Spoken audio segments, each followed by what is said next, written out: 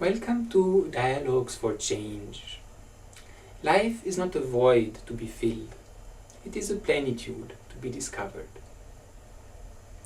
Today, I would like to share with you some very inspiring thoughts by Joseph Campbell on how maybe to discover this plenitude of life by following our bliss. So here is what Joseph Campbell tells us about bliss. Now, as I've gotten older, I've been thinking about these things. And I don't know what being is. And I don't know what consciousness is. But I do know what bliss is.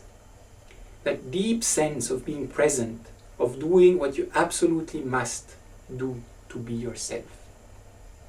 If you can hang on to that, you are on the edge of the transcendent already. You may not have any money, but it doesn't matter. When I came back from my student years in Germany and Paris, it was 3 weeks before the Wall Street crash in 1929, and I didn't have a job for 5 years. And fortunately for me, there was no welfare. I had nothing to do but sit in Woodstock and read and figure out where my bliss lay. There I was, on the edge of excitement all the time. So what I've told my students is this: follow your bliss. You'll have moments when you'll experience bliss. And when that goes away, what happens to it? Just stay with it. And there's more security in that than in finding out where the money is going to come from next year. For years I've watched this whole business of young people deciding on their careers. There are only two attitudes. One is to follow your bliss, and the other is to read the projections as to where the money is going to be when you graduate. Well, it changes so fast. This year it's computer work, next year it's dentistry, and so on. And no matter what the young person decides, by the time he or she gets going, it will have changed. But if they have found where the center of their real bliss is, they can have that. You may not have money, but you'll have your bliss. Your bliss can guide you to the transcendent mystery, because bliss is the welling up of the energy of the transcendent wisdom within you. So when the bliss cuts off, you know that you've cut off the welling up. Try to find it again. And that will be your Hermes guide, the dog that can follow the invisible trail for you. And that's the way it is. One works out one's own myth that way. You can get some clues from earlier traditions, but they have to be taken as clues. As many a wise man has said, you can't wear another person's hat. So when people get excited about the Orient and begin putting on turbans and saris, when they've gotten caught in the folk aspects of the wisdom that they need, so when people get excited about the Orient and begin putting on turban and saris, what they've gotten caught in is the folk aspect of the wisdom that they need. You've got to find the wisdom, not the clothing of it. Through those trappings, the myths of other cultures, you can come to a wisdom that you've then got to translate into your own. The whole problem is to turn these mythologies into your own.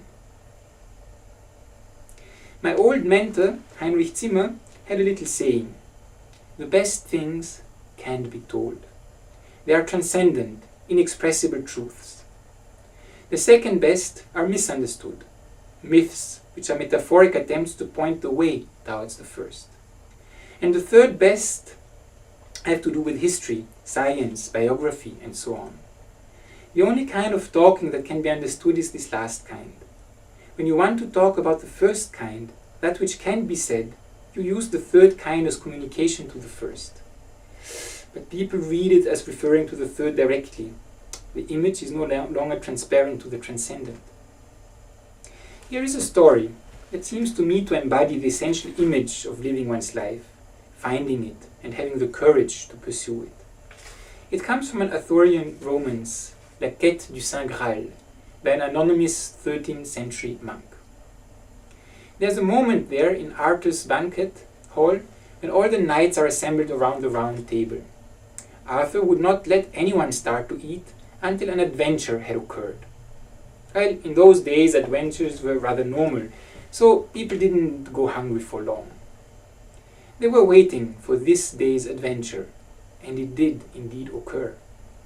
The Holy Grail itself showed itself to the assembled knights, not in its full glory, but covered with a great radiant cloth. Then it withdrew. All were left ravished, sitting there in awe. Finally Gawain, Arthur's nephew, stood up and said, "I propose a vow to this company, that we should all go in quest of that grail to behold it unveiled." Now we come to the text that interested me. The text reads, "They thought it would be a disgrace to go forth in a group. Each entered the forest adventurous at that point which he himself had chosen, where it was darkest and there was no way or path." You enter the forest at the darkest point, where there is no path. Where there's a way or path, it's someone else's path. Each human being is a unique phenomenon. The idea is to find your own pathway to bliss.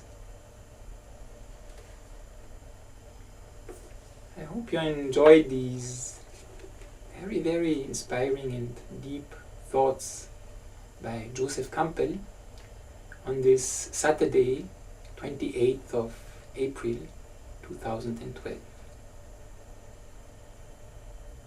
Thank you.